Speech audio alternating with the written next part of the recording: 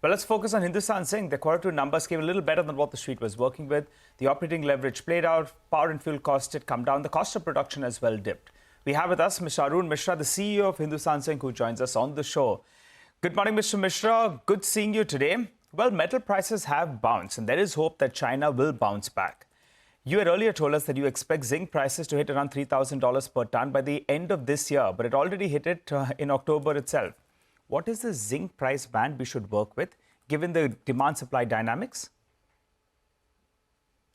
So I will stick to my earlier prediction. I had stated that by December it should reach $3,000. It has reached by October, and it will continue to remain in this range only till the end of the year. I guess after the US elections are over and the results are out, new government kicks in, we would know in which way the economy will turn. If the new government, whosoever comes in, keep the same push of infrastructure and there's green economy intact in USA, it has a cascading effect on the rest of the world. Although we don't sell directly in USA, but we know when USA starts importing lots of consumer goods, the overall sentiment on metal goes high, and also the zinc prices go up. So I think by January onwards, we'll see, depending upon the US results, moving towards $3,100 per ton kind. Okay, Mr. Misra, good to have you on the show, sir. Silver prices have been quite volatile as well. Earlier, you expected about $31 to $32 to the ounce, I think, but then it's corrected. There's some bounce back. What are you really looking at and expecting from the silver market in the coming months? No, I had guessed $32, kind of a 31, 32 number. It has gone till that, and it will continue because silver is still in short supply, and the industrial consumption of silver is growing as we speak, and it will grow even more because almost all countries are pushing for renewable power, more and more solar panels, more and more low resistance, high conductive circuits.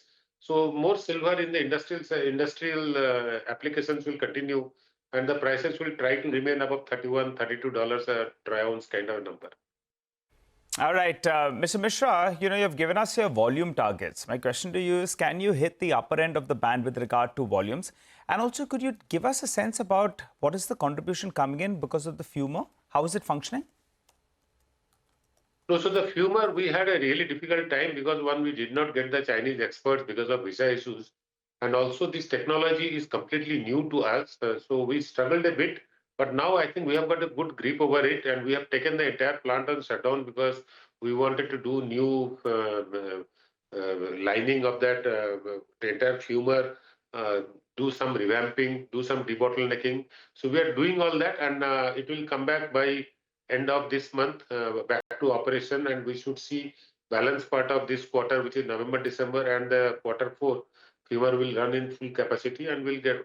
But saying that, although we did not run at a full capacity and we had a lot of troubles, it still produced about 3 tons of silver. So we are happy at that. Okay, got that, Mr. Misra. Now, what about the overall volumes? Can you hit the upper end of your guidance? Oh, not higher end. We should be going closer to the higher end. See, even if we repeat H1 performance, we should be ending at 1048 KT. So which is bare minimum. And then quarter 3, quarter 4 are normally far better than quarter 1, quarter 2 combined. So we will be anywhere crossing staying within our guidance that we have given.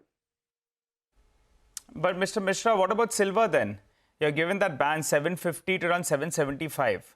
Can you achieve more than 750 tons? Not 750 plus, so we should be closer to 750. It is possible. Because we have already produced 350, and if we don't do anything, then there is a probability of producing 700.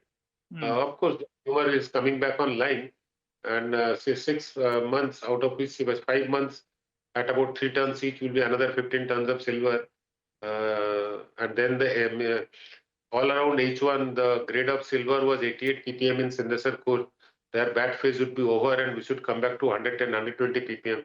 That itself will add more silver to the kitty. So it's not very difficult to reach the guidance. Well, Mr. Misra, in your press release as well, you're sounding quite optimistic about the cost of production. It hit the lowest we've seen in 4 years for the first half of the year. Can you hit the lower end of the guided band that you've given us on the cost of production? No, if not, right now at H1 level, we are at around $1,090 per ton. We are still within the guidance only, and we should go closer to $1,050 per ton.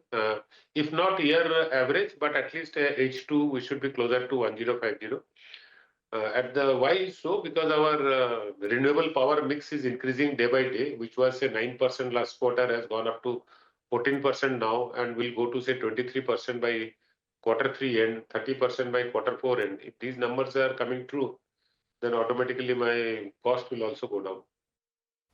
Okay, so you're optimistic on keeping the costs low. Your shareholders will like that. Sir, just talk about the silver business and the whole concept of value unlocking. I think there was some talk about you looking to separate that business out. So where are we on that? No, so we are still in discussion, but at the same time, there are many other, disinvestment is likely to happen as we understand from whatever we hear. And at the same time, this is also we are looking at. There's a timing issue. We have already started discussion on doubling the production to 2 million tons. So there are too many things on the plate. And I think our first activity would do the logical sequencing is disinvestment. If that happens, other things will fall in place. Interesting. So let's talk about the divestment then from the government of India. Could you tell us when could that possibly happen? Could it happen in this quarter? And I want to understand, last time around everyone was looking at the government of India, but Mr. Agarwal, that's Vedanta, came and divested their stake to some extent. Do you think Vedanta will come and sell some more stake, or do you think the government goes first? No, I can't comment on what is the Vedanta would sell stake or not. Whatever Vedanta had to do had been done for their need of deleveraging.